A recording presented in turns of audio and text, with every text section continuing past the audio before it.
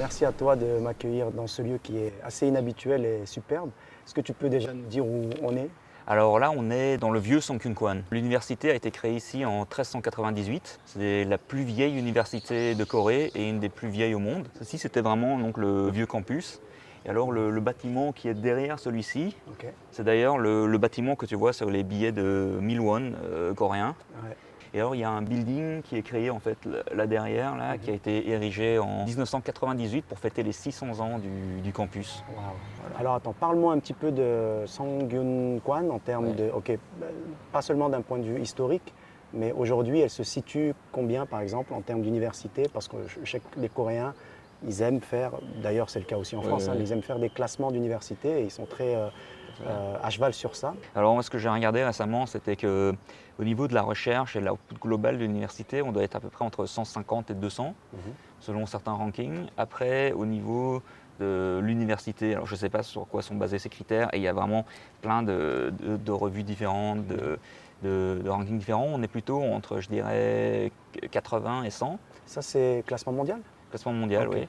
Et alors, en Corée, récemment, j'ai vu qu'on était apparemment troisième en input de recherche. Il y a KAIST, Ouais. SNU, donc Seoul National, Ouais. et puis et ici. Tu m'as dit que c'était la seule université qui est dans le classement des MBA dans le Financial Times. Oui, en fait, donc évidemment, au sein de l'université, tu as plusieurs business units.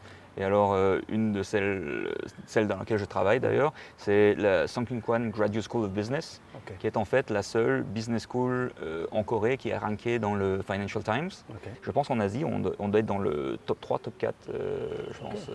Voilà. Donc c'est une université en fait qui est quand même assez reconnue.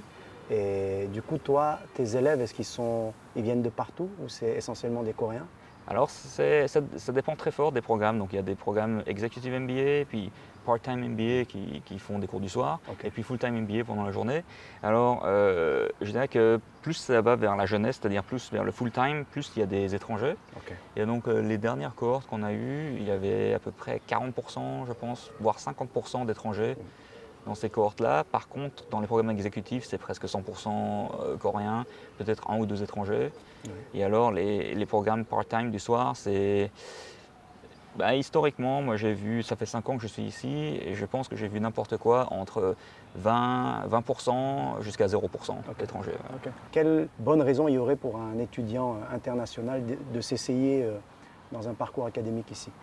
Je pense qu'il faut être pragmatique, et donc il faut regarder les débouchés après sur le job market. Et je pense que c'est d'ailleurs pour ça que les gens viendraient du coup en Corée pour travailler, c'est qu'ils pensent pouvoir avoir un job. Alors, est-ce que ça t'apporte une plus-value de faire un MBA du coup de manière générale, et ici en particulier? Je pense que oui, la Corée c'est très très compétitif. Et évidemment, il y a même une compétition globale, c'est-à-dire que les MBA d'ici vont faire la compétition avec les Coréens qui reviennent de Harvard aussi, et ce genre de choses-là. Ok. Donc ça met d'office une ligne en plus sur le CV. Alors après, pour des internationaux qui viennent ici, on a quand même des très bons placements en fait tous les ans. On place la plupart de nos étudiants full-time, notamment les 40 ou 50% d'étrangers, mais il y en a beaucoup en fait qui retournent chez eux après avec cette éducation. Alors ici en Corée, je pense qu'il y a quand même une espèce de friction avec la langue. C'est-à-dire qu'au final, même si tu as un MBA, on attend quand même dans les compagnies ici que tu parles quand même coréen. Parce que le marché coréen, en fait, je pense qu'il est assez, comment dire, il est assez formaté. C'est-à-dire que par exemple, pour les compagnies n'engagent pas tout le temps. Par exemple, déjà les grosses compagnies n'engagent qu'à certains moments fixes de l'année où il y a vraiment toutes les applications qui rentrent d'un coup, et tout le monde se fait évaluer à ce moment-là. Et c'est la même chose au final pour travailler, donc ils veulent que tu aies cette certification-là, au moins cet âge-là, que tu aies fait un peu ça. Et donc c'est un peu des. C'est très normé, quoi. Oui, c'est ça, c'est très très normé. Et donc le MBA, évidemment, c'est un signal en plus par rapport aux autres. C'est quelque chose en plus, mais qui n'est pas nécessairement, je dirais, évalué ici à la hauteur de ce qu'un MBA est évalué dans d'autres pays. Dans la plupart des autres pays, il y a une plus-value MBA, c'est-à-dire qu'on se dit que les étudiants qui graduent avec un MBA ont quand même une capacité analytique et peut-être managériale future, et donc on les met en général, on les place dans des meilleurs jobs. a plus de responsabilités. Tandis qu'ici en Corée, c'est pas vraiment ce que j'observe. Ok. C'est plus même limite un signal juste pour passer la sélection initiale d'embauche. Parce que je pense que l'économie en fait n'est plus évidemment grandissante à deux chiffres. Donc il y a une compétition qui est assez rude parce qu'il y a encore pas mal de gens qui travaillent. Les jeunes qui arrivent, c'est très compétitif. Donc c'est plus une ligne en plus pour en fait passer la sélection au final que pour avoir un meilleur job souvent. Ok, je comprends. Moi, il y a quelque chose d'autre qui m'intéressait aussi. C'était par rapport à ton expérience donc justement en tant que professeur en MBA. Est-ce que tu as ressenti des spécificités dans l'exercice de ton métier, des choses que tu penses être très spécifiques à la Corée? Je pense que oui, le plus grand choc culturel que j'ai eu ici, c'était le silence en classe. Alors là, c'est le silence absolu, c'est le wall of silence. C'est-à-dire que souvent, tu vas dans des programmes MBA globaux, tu vas ailleurs, aux États-Unis, même en France, tu poses une question et c'est un peu la compétition pour répondre. Les étudiants veulent se faire un peu remarquer, et étaler leurs connaissances. Et ici, c'est l'inverse. C'est complètement l'inverse. Tu vas poser une question simple, des fois, comment allez-vous aujourd'hui? Et puis Personne n'ose répondre. personne n'ose répondre. Ils se disent, ok, si je dis rien, il ne va pas me voir, ça va être invisible, pas de problème. Et donc, je pense que ça, c'est la plus grosse différence que j'observe, c'est que, oui, ils sont très silencieux, très très silencieux. D'accord. So, what is the blockchain? Any idea? Anyone wants to venture? No, everyone is asleep. Okay, I understand in France, and I actually understand here too. It's early in the morning. So a blockchain. Well, there's several elements in there. Tu m'avais invité à observer, à participer à un cours à ma demande sur tout ce qui était blockchain et cryptocurrency. Ouais.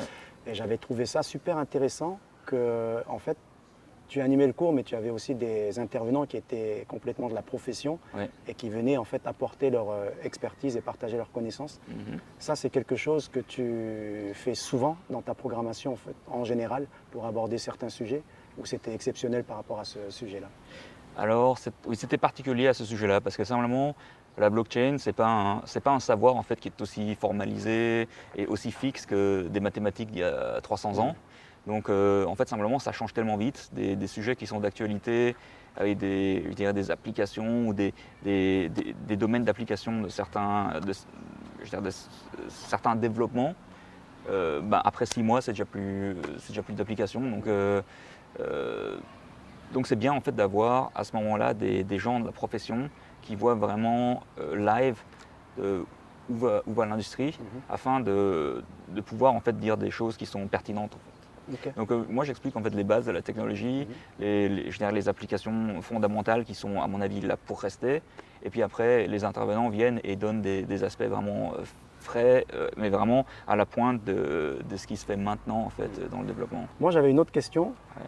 Avant d'arriver du coup à être professeur en MBA, c'est quoi ton parcours? Qu'est-ce qui fait que tu viens en Corée et qu'est-ce que tu faisais avant? Alors donc moi j'ai grandi à Bruxelles et j'avais étudié là-bas et puis après j'ai fait un petit séjour en banque et puis voilà, après j'ai fait un doctorat et puis je suis arrivé ici. Alors comment exactement? En fait c'est une question qu'on m'a plus posée depuis longtemps.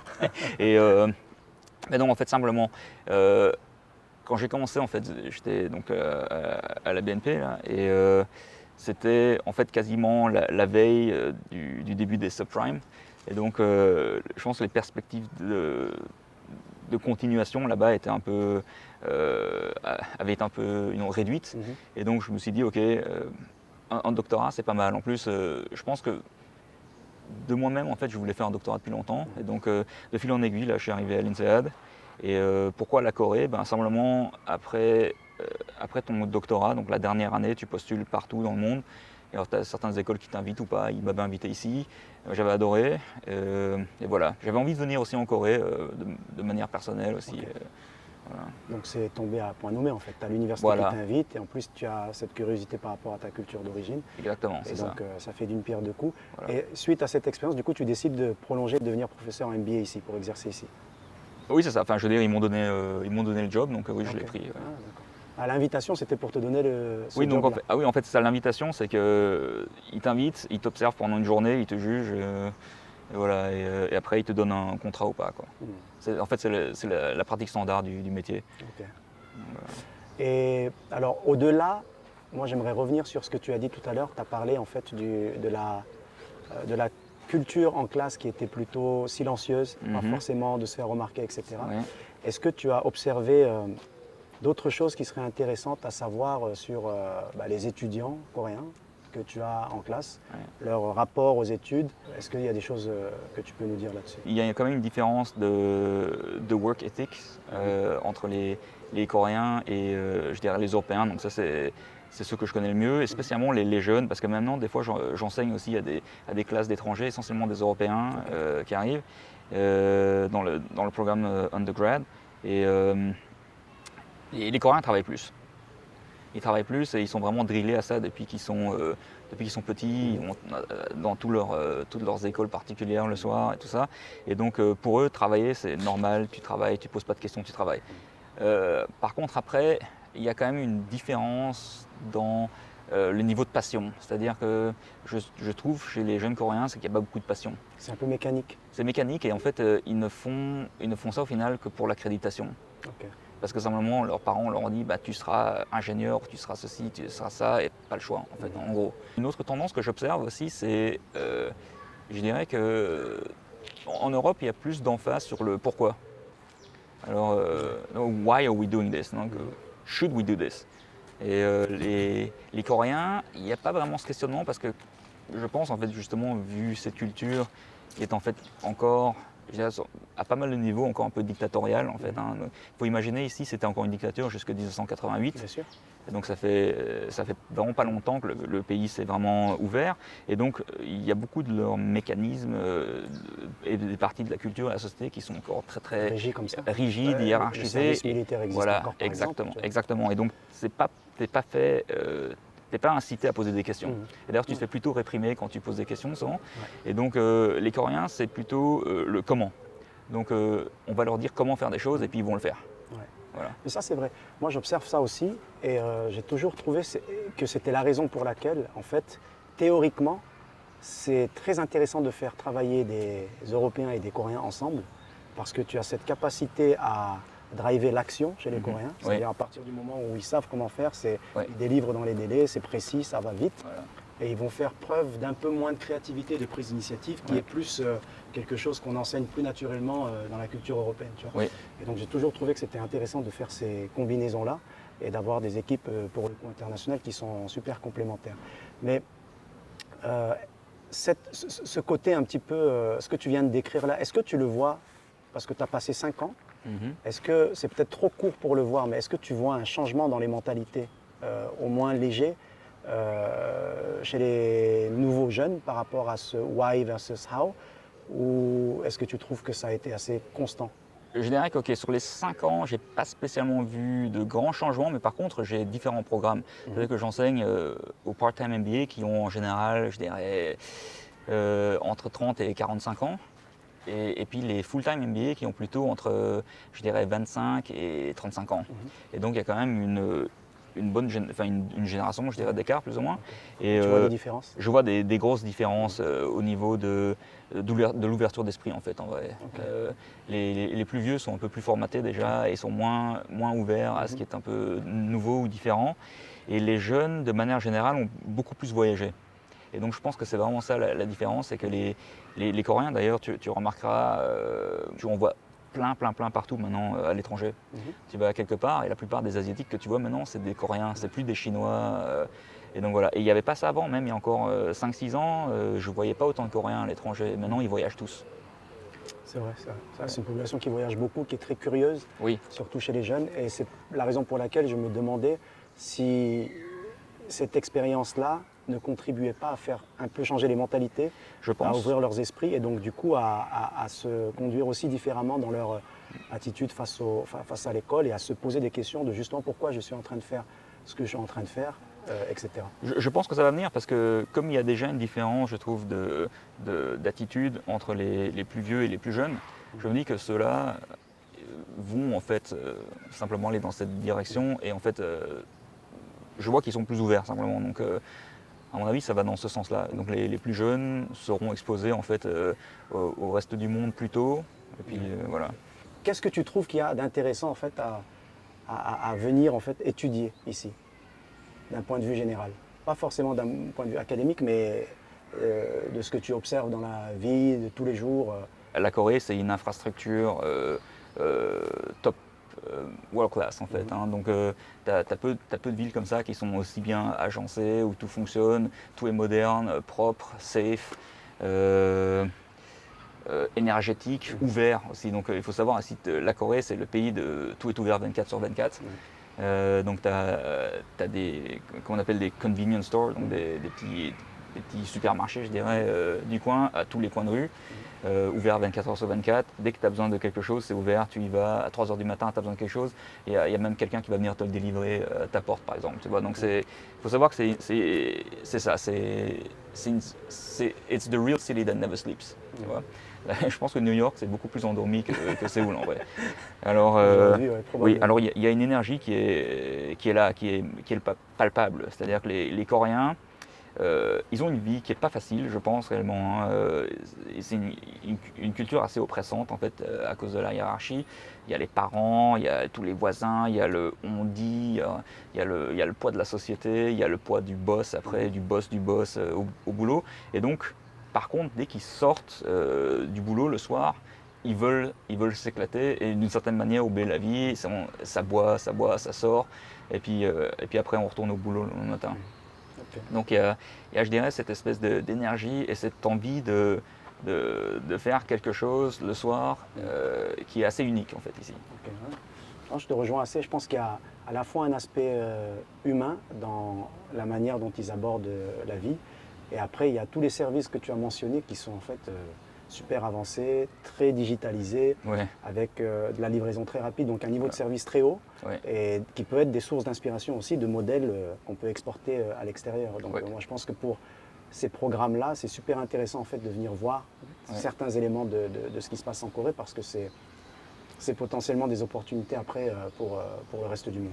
Oui, à part qu'il y a quand même, je dirais, un truc particulier ici, c'est qu'il y a quand même une grande concentration de la population. C'est-à-dire quand même la moitié de la population coréenne habite ici dans la zone de Séoul, entre ici et l'aéroport. Donc je ne pense pas que des services de delivery puissent être aussi avancés, par exemple dans des plaines étendues du Canada, par exemple. Absolument. Voilà. Donc il y a quand même il y a une spécificité géographique quand même qui permet ce système. Mais oui, en même temps, pour tout ce qui est technologie digitale aussi, et puis même le niveau d'expectation en fait, des Coréens, ils savent ce qui est possible. Et customer service. Ouais, et ils l'ont depuis qu'ils sont nés. Pour eux, c'est pas possible d'avoir un service après-vente ou simplement un service aussi inexistant qu'en Europe, par exemple. Ils se tapent la tête par terre. La marque ne peut pas exister si elle fonctionne comme ça. Oui, c'est ça.